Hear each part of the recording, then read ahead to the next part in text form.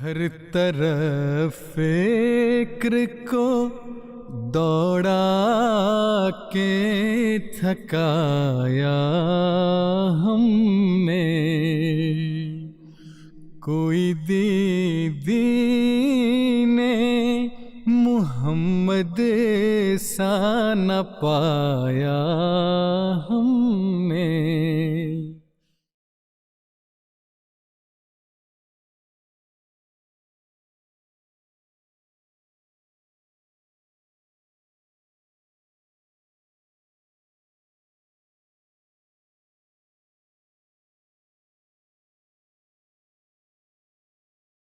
عن جابر قال: قال رسول الله صلى الله عليه وسلم: خيركم خيركم لأهله وأنا خيركم لأهلي. Jabir, qu'Allah soit satisfait de lui, rapporte que le saint prophète, que la paix et les bénédictions d'Allah soient sur lui, a déclaré: Le meilleur d'entre vous est celui qui se conduit le mieux avec sa femme, et je suis le meilleur d'entre vous dans le traitement envers ma famille.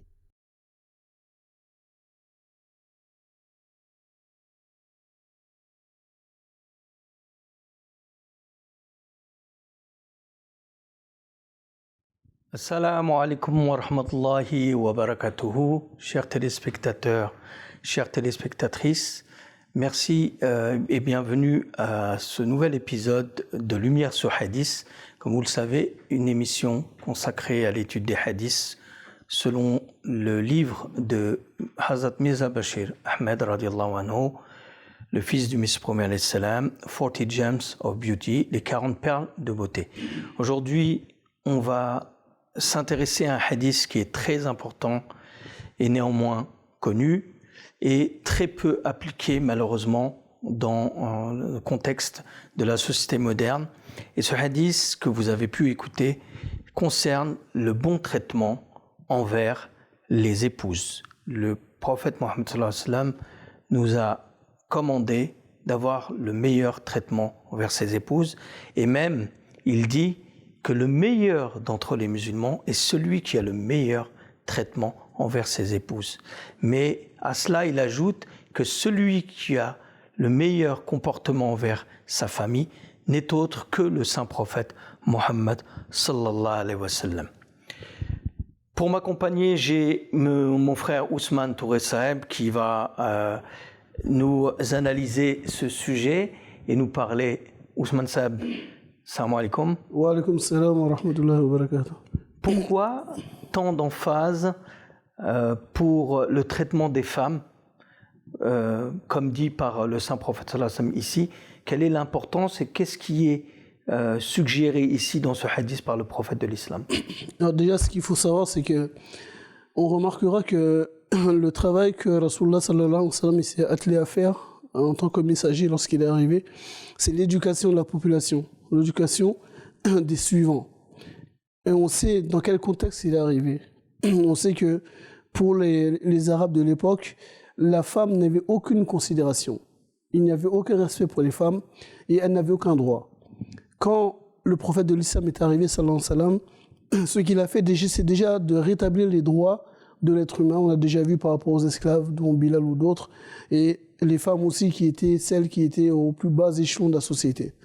Et donc, dans ce hadith, il montre aux musulmans, aux croyants, à ses suivants, que le meilleur d'entre vous, en dehors, après la croyance en Dieu, après le fait d'aimer son prophète et de le suivre, c'est le plus haut degré après tout ça, c'est celui qui traite le mieux son épouse, qui a un meilleur comportement avec elle. Et comme on sait que le saint prophète Mohammed sallallahu alayhi wa sallam, sa parole n'est qu'une explication du Saint-Coran, donc on trouvera dans le Saint-Coran des versets coraniques qui font référence à ça, notamment dans la sourate An-Nisa, le verset 20, où Allah il dit wa'ashiruhunna bil ma'ruf, et comportez-vous avec elles avec un bon comportement. Et donc le prophète sallam donne ici dans ces paroles-là l'explication de ce verset, et qui est que le croyant, afin d'atteindre les plus hauts sommets de la foi, il ne peut les atteindre. Il ne peut atteindre ce haut degré de la foi, de la spiritualité, ce haut degré de piété, sans être d'abord, envers son épouse, être juste, équitable, de se comporter avec elle d'une bonne manière, en respectant ses droits et ses devoirs à lui vis-à-vis d'elle. Donc, on voit la place que l'islam a donnée aux femmes, le haut rang qu'il leur a accordé. Et une chose importante, chaque être humain pourrait avoir son propre standard en fonction des peuples. Moi, je viens d'Afrique, les Africains auraient leur standard à eux. Les Arabes auraient leur standard à eux. Les Indonésiens, les Européens, chacun, les Américains, chacun aura son standard. Pour éviter justement que chacun applique son standard à lui de ce qu'est le respect envers la femme, il a dit, à la fin du hadith, il dit « Et le meilleur parmi vous dans ce domaine-là, c'est moi. Je suis le meilleur dans le bon traitement envers sa famille, sa femme et sa famille. Je suis le meilleur dans ce domaine-là. » Donc, il a donné son exemple comme étant le standard à suivre. Et souvent, on entend des discussions sur les personnes qui soit mettent oui, il faudrait un moratoire sur la question de battre sa femme ou autre chose, des choses pareilles, ou s'interrogent sur la question de la possibilité de frapper sa femme. Le prophète Mohammed sallallahu alayhi wa sallam est notre standard. Donc, on ne devrait pas se poser la question de savoir s'il est permis ou pas, on regarde. Si le prophète sallallahu alayhi wa sallam, dans son comportement, comment était-il? Il ne levait même pas la voix sur ses femmes, en termes de crier sur elles, de s'énerver et tout ça. Il était toujours compatissant, doux, il rigolait souvent, il blaguait avec ses femmes, mais être dur à un point où venir jusqu'à frapper une femme, aucun musulman ou non-musulman ne peut relever dans la vie, dans le comportement, ce qu'on appelle la sunna du prophète sallallahu alayhi wa sallam, le fait d'avoir eu des comportements de violence conjugale, que ce soit violence verbale ou violence physique. Donc, celui qui veut atteindre un haut degré de foi, un haut degré de spiritualité, en vérité, il n'a d'autre choix que de suivre l'exemple, le haut degré d'exemple qu'a laissé le prophète sallallahu alayhi wa sallam dans son comportement vis-à-vis de son épouse et vis-à-vis de sa famille, de façon plus large, sa femme et ses enfants et la famille élargie. Oui, si on suit effectivement ce que vous venez de dire concernant le bon traitement du mari envers sa femme, on voit que, comme vous l'avez dit, on le lie tout à fait aux devoirs, puisque vous parliez des devoirs envers Allah, on le lit dans la perspective ou sous l'angle des devoirs que nous avons envers nos semblables. Et celui, selon l'auteur d'ailleurs, qui l'explique très bien, le plus haut est celui qui a la plus haute priorité en termes de devoir à respecter vis-à-vis de son semblable et celui du bon traitement de l'homme vis-à-vis de la femme. Et on voit effectivement, comme vous l'avez dit, c'est ça qui est extraordinaire, le professeur Hassan a mis un garde-fou pour expliquer que chacun d'entre les hommes pourrait avoir comme critère que oui, bah, finalement que je traite bien ma femme, j'ai un bon traitement, mais l'appréciation de son propre comportement vis-à-vis de son épouse ne peut pas être valorisée si on reste cantonné à nos critères personnels ou individuels sur le bon traitement. Mais là, le prophète sallallahu alayhi wa sallam, comme vous l'avez déjà dit, nous a bien montré effectivement que celui qui était le modèle idéal d'un mari dans son bon traitement avec ses épouses n'est autre que lui. Et nous devons baser effectivement notre comportement vis-à-vis de nos épouses en fonction de ça. Mais ce que je voulais aussi vous dire, c'est que le prophète Mohammed sallallahu alayhi wa sallam, dans ce verset, dans ce hadith, pardon, il est clairement aussi mentionné que de tous les autres devoirs envers les créatures, Allah subhanahu wa ta'ala, l'homme doit toujours voir ça par rapport à son regard vis-à-vis de Dieu. Pourquoi ? Parce que son rapport vis-à-vis de ses semblables, et en l'occurrence ici, son bon comportement envers son épouse, sera le critère retenu par Dieu, parce qu'il a, aux yeux de Dieu, il fera preuve de beaucoup plus de de vigilance, Dieu fera appel à plus de vigilance concernant ces devoirs-là que les devoirs que l'homme a envers lui-même. Et ce qui montre qu'effectivement, celui qui respecte ce bon traitement envers son épouse ne fait que respecter in fine le devoir et la place que Dieu lui a recommandée en tant qu'homme vis-à-vis de lui aussi in fine. Et ce que je voulais vous dire aussi, c'est que souvent, comme dit l'auteur, le prophète sallallahu alayhi wa sallam, il a tellement élevé le standard des droits des femmes, et surtout dans les relations maritales, en fait, on voit qu'il les a tellement élevés que, mis à part quelques exceptions, même dans des familles, on va dire même équilibrées, où il n'y a pas forcément de problème, où il y a des désagréments qui peuvent arriver de toute façon, même dans ces familles-là, on pourrait dire que le prophète sallallahu alayhi wa sallam n'a pas laissé de champ pour que le musulman, consciemment ou inconsciemment, amène un tourment à sa femme et à la maison dans laquelle il vit.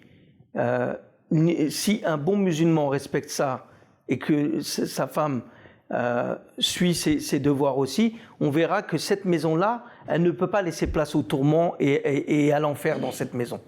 Qu'est-ce que vous en pensez? Non, vous avez tout à fait raison. L'enseignement, quel est le but d'une union? Le but d'une union, de se marier avec une personne, c'est d'arriver à atteindre cette tranquillité d'esprit. Et il ne faut pas oublier le hadith de Rasulullah sallallahu alayhi wa sallam qui dit que votre foi ne sera pas complète tant que vous ne serez pas mariés. Donc la tranquillité du cœur, de l'esprit, elle arrive à son apogée à travers l'union avec une autre personne. Le fait de partager, de se compléter. Vous avez dit une chose que je pense qu'il est important de s'arrêter dessus, c'est quel est le lien entre les devoirs de l'homme vis-à-vis de ses congénères et sa femme. Oui. C'est une chose qui est très importante, l'auteur en parle, et je pense qu'il est important de s'arrêter dessus, c'est que il y a deux choses, les devoirs envers Dieu et envers les créatures. Dieu peut pardonner les erreurs et les manquements qu'on a commis vis-à-vis d'Allah lui-même. Oui.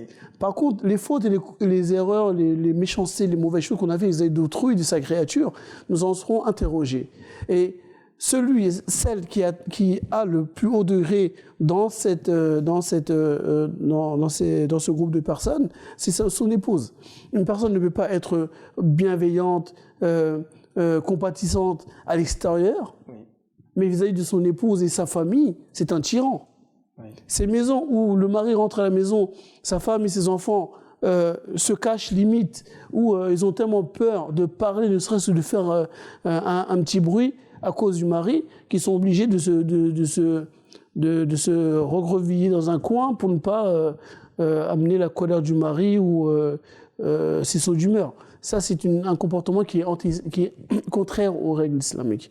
Donc, quel est le but d'un tel enseignement? Comme vous l'avez dit là, il est d'amener à ce que le but du mariage soit atteint à travers une atmosphère de sérénité et de paix dans la maison. De sorte que le mari et la femme, tous deux, contribuent à faire de la maison, des quatre murs de la maison, un paradis en soi. Je me souviens d'une parole que j'avais lue du 4e calife qui disait que lorsque un homme vient de l'extérieur, vous imaginez, vous venez de l'extérieur, et que laissez votre manteau de l'extérieur à l'entrée de la maison et parez-vous du manteau de la maison, à savoir, ne ramenez pas vos problèmes avec vous dans la maison. Ce qui amènerait des troubles, une anxiété, une déstabilisation de l'humeur à la maison. Mais faites de vos maisons un paradis. Et les premiers protagonistes qui peuvent faire de la maison un paradis, ce n'est rien d'autre que le mari et la femme. Et vous avez raison, parce qu'effectivement, l'auteur en parle aussi. Il parle de cette psychologie propre aux femmes, à savoir que cette relation entre le bon traitement qui est recommandé et mis en avant dans ce hadith, il montre aussi une psychologie féminine qui, si elle est bien comprise, montrera et mettra en perspective et en reflet cet enseignement, à savoir qu'il est connu que la véritable joie d'une femme, lorsqu'elle a reçoit cet amour de son mari, il est un fait établi de cette psychologie féminine qu'elle est prête à endurer toutes les difficultés pourvu qu'elle ait cet amour. Et on voit aussi qu'effectivement, si le bon traitement de la femme, du mari vis-à-vis de sa femme est respecté et mis en avant et augmenté dans le foyer familial et dans la relation conjugale entre l'homme et la femme, on voit effectivement que la femme ne reculera devant rien puisque c'est sa joie, c'est son bonheur qui réside dans l'amour qu'elle reçoit et cette affection qu'elle reçoit de son mari. Et ça, si on le comprend bien, on va comprendre la subtilité qu'il y a dans cet enseignement, qu'effectivement, si la femme est capable de prendre de cet amour et apprécier cet amour à sa juste valeur, il ne peut en résulter qu'une atmosphère paradisiaque, une atmosphère conviviale, une atmosphère d'amour, de fraternité, de respect mutuel et d'avancement dans la tranquillité de la famille.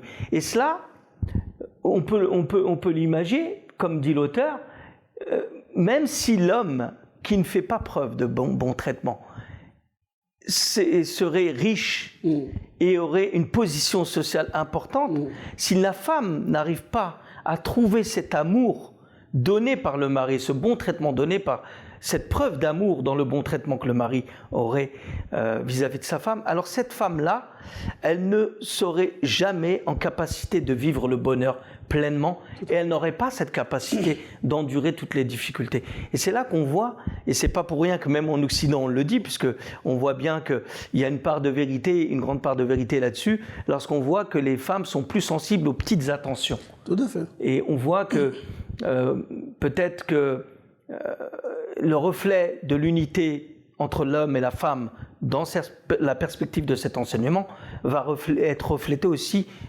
sur les enfants. Tout à fait. Vous savez, vous avez tout résumé.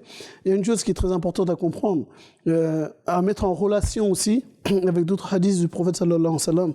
Vous avez parlé de cette question d'atmosphère à la maison, de montrer, d'avoir cet amour pour sa femme, un véritable amour sincère, dévoué, qui va contribuer à faire de la maison un paradis. Et dans ces conditions-là, s'insère le hadith concernant la femme qui serait à l'instar d'une côte qui est courbée.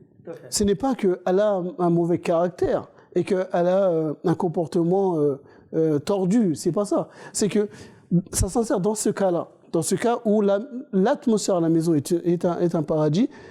Vous avez parlé qu'en cas de difficulté, de problème, la femme, elle sera en position de supporter afin de soutenir son mari dans ces moments d'épreuve. Et dans ces moments-là, la femme est beaucoup plus en capacité de supporter des épreuves difficiles que l'homme. Oui. Et c'est dans ça que s'insère. On fait le parallèle entre un pont qui est droit et un pont qui est en arc. Le pont qui est droit, à la moindre secousse, elle se brise. Oui. Le pont qui est en arc, à l'instar d'une côte, la côte que nous avons dans le corps humain, elles sont ovales. Oui. Leur but, c'est de protéger. Vous pouvez taper dessus, elles vont se courber, mais elles ne vont pas casser. Oui. Si elles étaient droites, elles se casseraient, nous le savons tous. Oui. C'est la physique. Donc, c'est la même manière. Le prophète sallallahu alayhi wa sallam, quand il a utilisé cette question de la côte, c'est pour rappeler aux gens, respectez ce que je vous ai dit dans les enseignements, vous verrez les bénéfices de cela. Et nous devons absolument, et c'est sur les épaules de l'homme, on verra que dans les hadiths, souvent, contrairement à ce qu'on fait croire aux gens qu'il y a plus de recommandations, il y a plus de mise en garde, vous avez des femmes que des hommes, c'est totalement faux. Rasulullah sallallahu alayhi wa sallam, il s'est attelé à éduquer les hommes dans un premier temps. Car, de même, pendant l'esclavage, le prophète sallam, qu'est-ce qu'il a fait? Il a éduqué d'abord les maîtres. Il n'a pas parlé des esclaves. Il a éduqué les maîtres. Et ensuite, il s'est attaqué au comportement des esclaves, jusqu'à amener à une abolition. Dans le comportement, dans le cas de l'homme et la femme, c'est la même manière. Qui était celle qui n'avait pas de droit? Qui était la personne qui était soumise? Qui était dans l'héritage en cas de décès et tout ça? C'était la femme. Aucun droit, elle n'était pas considérée. Donc c'est pas à elle que le prophète sallam allait commencer à leur dire « vous ne devez pas faire ça, vous ne devez pas faire ça ». Il s'adressait aux hommes d'abord. Voilà comment vous devez vous comporter. Ça, vous devez enlever ça. La question de la colère. L'homme doit réfréner sa colère, c'est un enseignement de 5 ans. Vous devez être compatissant vers vos femmes, dévoué, aimant. Il y a même un verset coranique où Allah dit que vivez en bonne entente avec vos femmes et dans ce qui vous déplaît en elles, il se peut que dans ce que vous n'aimez pas en elles, c'est cette chose qui va amener qui va amener le contentement en vous par la suite. Donc, encore une fois, tout est mis pour dire à l'homme, tu as des devoirs envers ton épouse, tu as des devoirs envers les femmes, et tu dois t'acquitter de cela. Et le plus haut degré, la plus haute norme, c'est celle-là. Et bien sûr, la résultante, qu'est-ce qu'elle est? C'est les enfants. Des enfants qui naissent dans une maison qui respire le paradis, où ils voient une entente parfaite entre papa et maman. Les deux se soutiennent mutuellement et les deux sont ensemble pour l'éducation des enfants. Il n'y a pas de, comme nous l'entendons aujourd'hui dans certaines familles, c'est à toi d'éduquer les enfants et à moi de ramener l'argent à la maison. C'est pas comme ça. Les deux doivent participer à faire en sorte que la maison soit un paradis et les enfants qui naîtront de cela seront des bons citoyens, des bons enfants et des bons citoyens pour la société qui ne seront pas des sources de problèmes. Et vous avez parlé d'une chose qui est très importante, qui est véridique. Si vous êtes riche, vous avez une grande place dans la société, vous êtes un homme politique, vous êtes un roi, vous êtes ce que vous voulez, mais que vous êtes injuste envers votre épouse. En public, on est bien, on montre à tout le monde que tout va bien. Mais en privé, nous sommes injustes envers elle. Nous la maltraitons, nous la méprisons.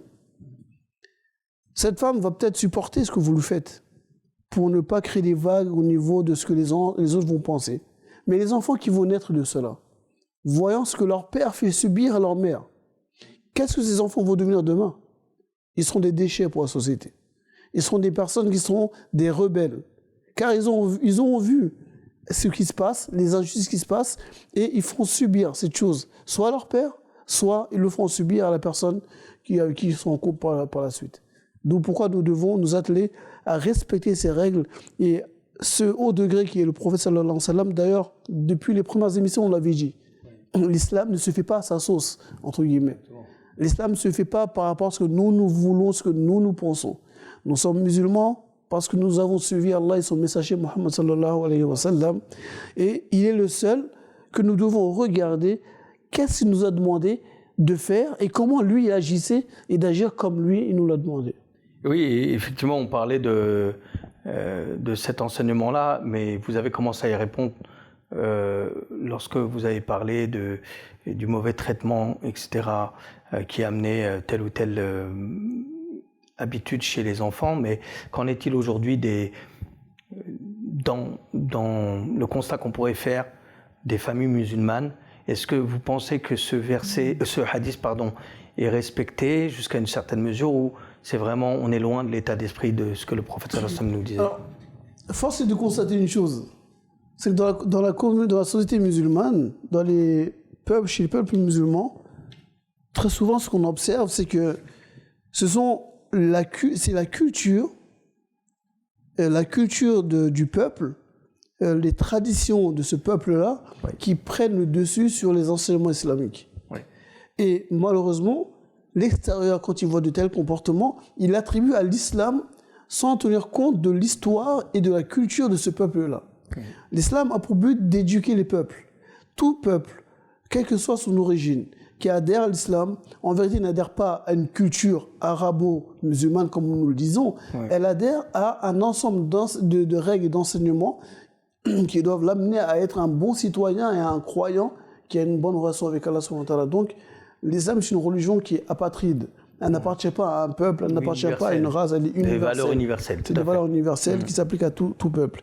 Donc, il y a des familles musulmanes, bien sûr, qui respectent ces règles. Oui. Et le nombre est beaucoup plus élevé que ceux qui ne respectent pas.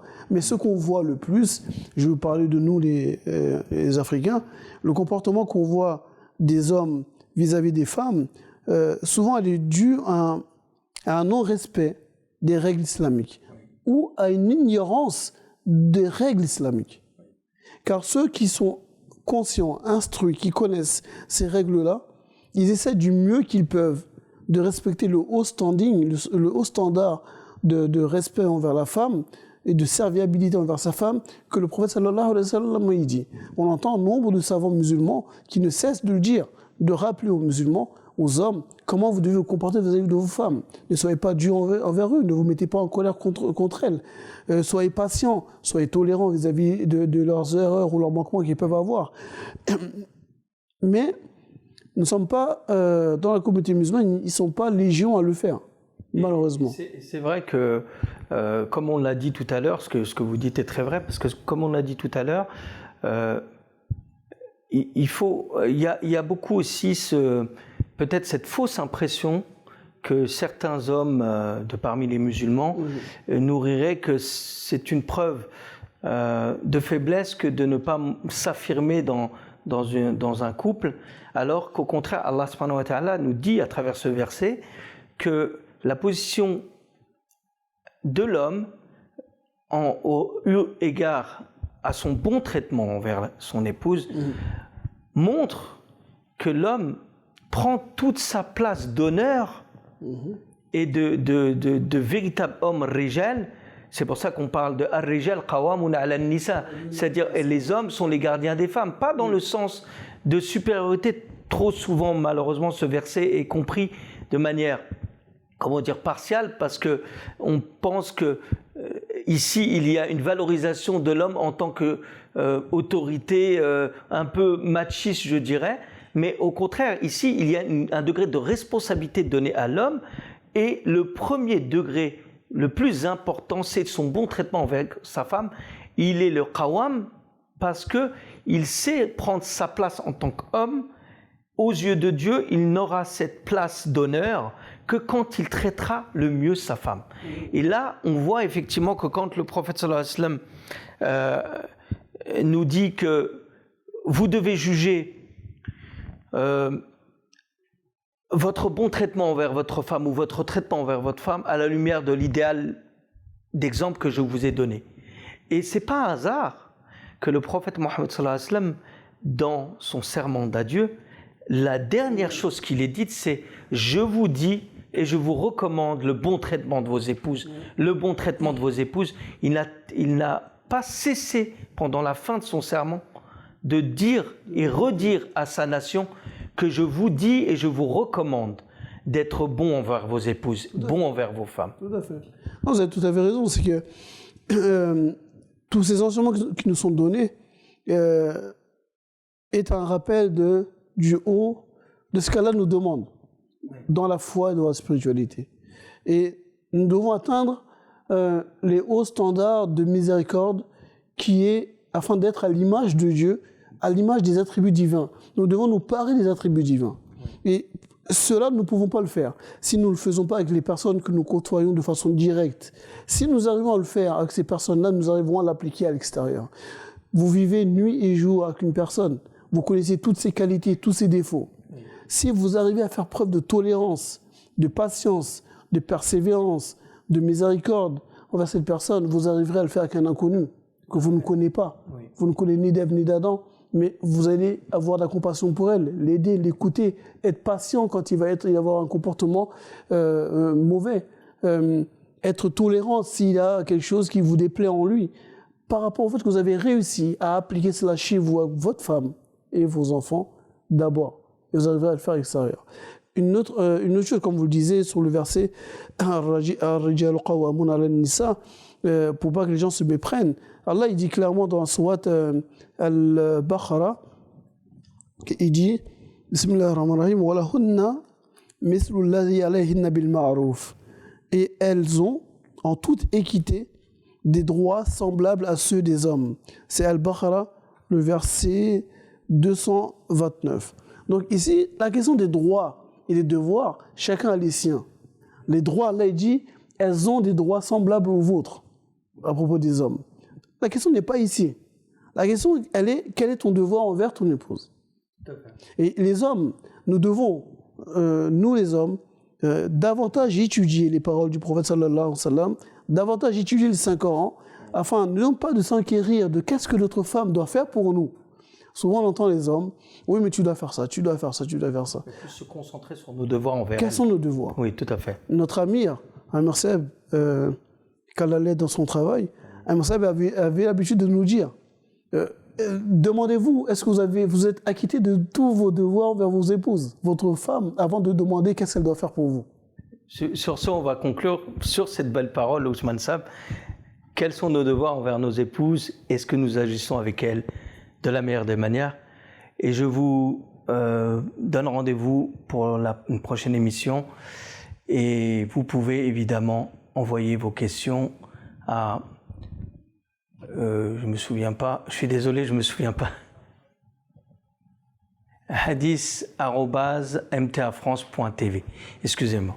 Je vous donne rendez-vous pour le prochain épisode. Assalamu alaikum wa rahmatullahi wa barakatuh. Wa alaikum assalam wa rahmatullahi.